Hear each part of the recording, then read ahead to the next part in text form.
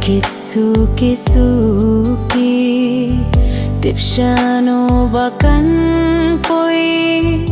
Shariat ne shathoi Nyaru tum chu jini Ngasliang ban shemya thi Ban nimar wei hapur thai Ya nga lòng lên ôi Yai palang hanga kum kasni Yai palai kum sem ta lieng ban ni Ko tiêu li Watri ha ki pin tho Namar nga ya pi Nga da khen ko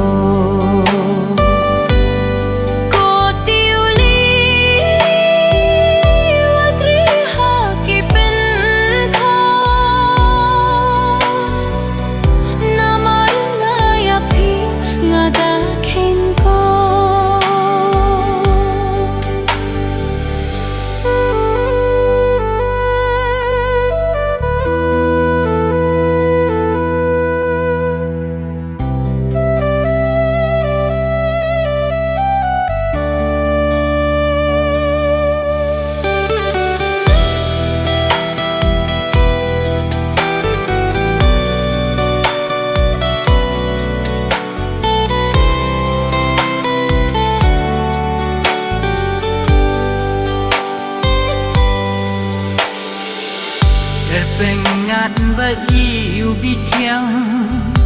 Hanya kibe jajai Ya jing mut bat lo chunga Ilari sajnai Odur bacem lo Odur balui lui Abangan dayo ketiapi Shijo nombangan ri Yai palang hanga kum kasni Yai palai kum sem ta lieng ban ni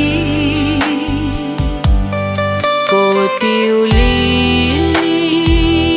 Watri ha ki pin tho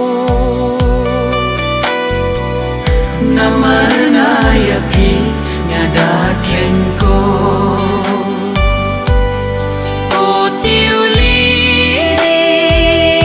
Watri ha ki pin tho Namar nga ya pi nga da khen